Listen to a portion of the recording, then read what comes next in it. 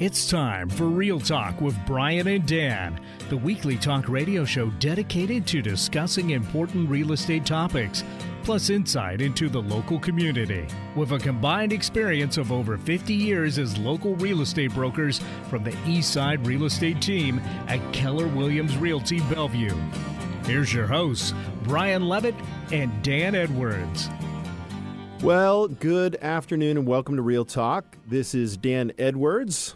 And Brian Levitt. And we're your hosts today. We've got a fantastic show. We're looking forward to some great conversations about real estate, about living, about homes, about just about anything. We've got some awesome events coming up at the end we'll talk about, and some new listings that are going to be hitting the market.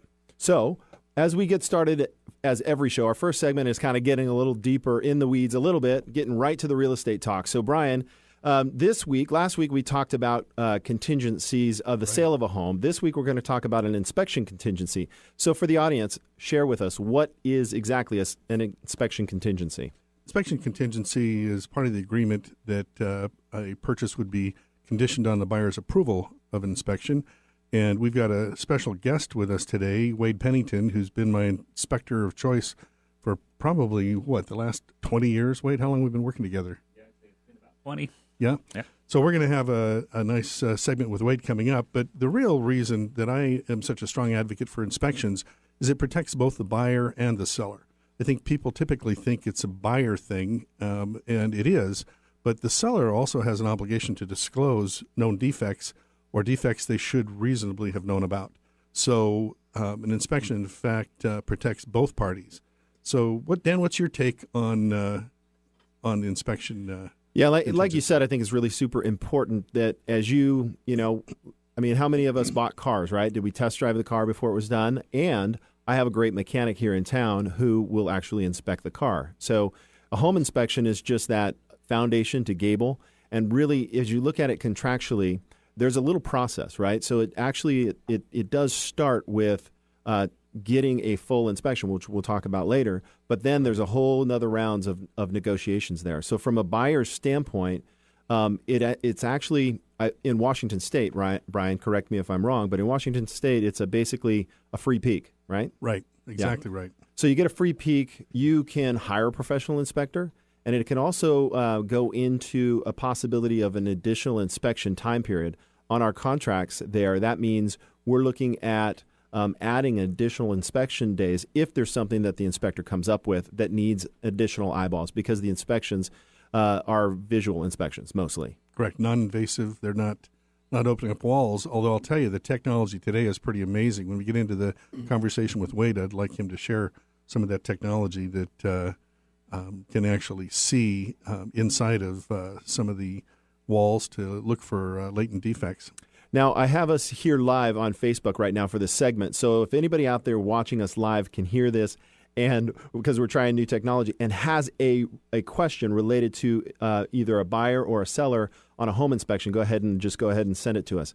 But tell us one of the more complicated inspection situations that you solved for one of your clients. Oh, gosh. I think the one that surprised me the most was new construction. People assume that during a new construction period, the municipality is doing the inspections for construction, and I've had some egregious problems found doing inspections of new construction. I think the biggest one was a Street of Dreams home that they had put in floor joists that were way overextended, just didn't have the support for the span. They weren't to code, right? They were not even close. And I think the homeowner the buyer made the assumption that everything would be built to code, but I counseled them to bring in an inspector anyway. And that was a $30,000 repair for that builder. Yeah, and it cost your client somewhere around $500 to hire an inspector to come out, depending on the size of the home. Right. But I've seen that, especially now when they're building as quick as they're building right now. Right. Oh my goodness, I cannot stress an inspection for new construction high enough. And the interesting thing is, all the builders want that. Some do. Sometimes I get a builder who I think their ego is in the way. Uh-huh. So then we bring in Uncle Wade to do the walkthrough. And, I've always managed to get the inspector in. And the thing we assure the builder is we're not trying to throw them under the bus. We just want to make sure that it is done properly. Right. And typically they're going to back up their work, but we want that second look. I almost explain it to buyers. I almost think of it as an insurance policy, so to speak, to know what you're buying. Just have that look from the professional perspective to know exactly what they're buying. Definitely. So let's talk about the inspection timeline, right? So typically an offer will be subject to inspection 7 days, right? Typically 7 to 10. The boilerplate on the agreement is 10. In this heated market, sometimes we shorten that up to 3 to 5 days. Those are business days, so weekends and holidays don't count. Right. So you can actually do an inspection for 4 days, and it actually ends up being 6. Easily, yeah, depending on the day. And, of course, that's partially subject to availability of the inspector. And something I like about Wade is he's got several people that are extremely proficient that work for him, so we're usually able to schedule when we need them. Awesome. So let's also talk about what happens when a seller receives that inspection response. Sure. What's their next play? The way the agreement's written is sellers typically have no obligation to make a repair, but it's normally in the seller's best interest. The way I explain it is if we're working with a reasonable buyer, they find a defect. If the seller doesn't fix it for them, they're going to probably have to fix it for the next buyer. Right. So you might as well work with it. And partially, in terms of the bargaining, if a seller's getting full market value, it's expected that the home is up to snuff.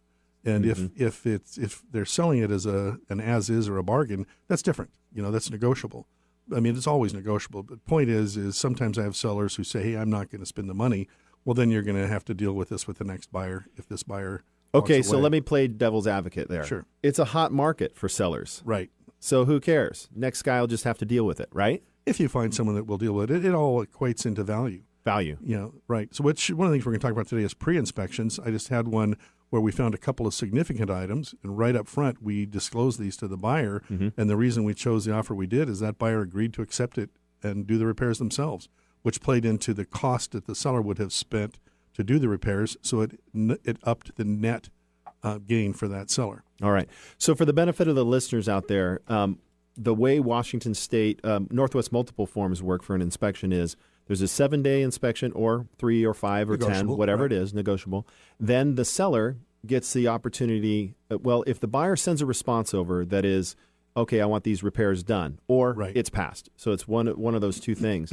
Now, the seller gets an opportunity to go back. It doesn't mean they can just outright terminate that contract on the buyer. Correct. They can do one of 3 things. They can say, no, we're not doing anything. Right. Yes, we're going to do some of these things. Or third would be another solution altogether. Correct. Yeah. Yes, no, maybe. Maybe. They can just say, fine, I'll do everything you're requesting. Boom, your inspection contingency is waived. They can say no, in which case the buyer could walk if they want, or they can agree to which corrections and repairs they're willing to make. Okay, is that the end of it?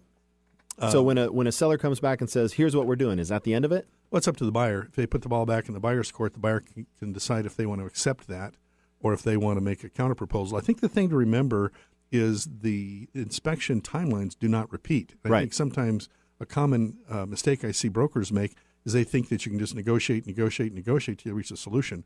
Once that time frame's up, it's over. Either the buyer terminates or the inspection is waived.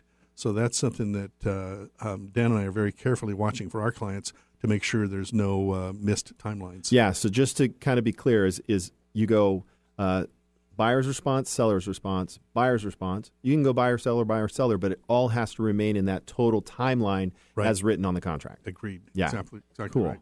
Well, I hope we didn't get too far in the weeds on this, but and I hope that was really good information. Now, I want to definitely say out there that the inspection contingency thing, it's a negotiation tool, but there is some liability to it, and you need to make sure that you're the most comfortable you can be with the strategy that you chose. In conclusion, Brian mentioned last week it's all about, what was the word? It just escaped me. Negotiation? Is that where you're going? Yeah, no, I was saying it's all about risk. Like, what's your level of risk going into the negotiations? If you waive inspection, it's high risk. If you go through the process, it could take longer and actually run you into things. So I think we have a few more seconds. Any last words, Brian? No, I think you're right on the risk. It's a risk tolerance issue, and an inspection mitigates that risk and lowers it. It's more information for the parties to process their transaction. All right. Well, that's a great discussion. Thank you for your time on that. Coming up next, after the segment, we've got our mortgage moment with Wes Graham, so please stay tuned. We'll see you soon.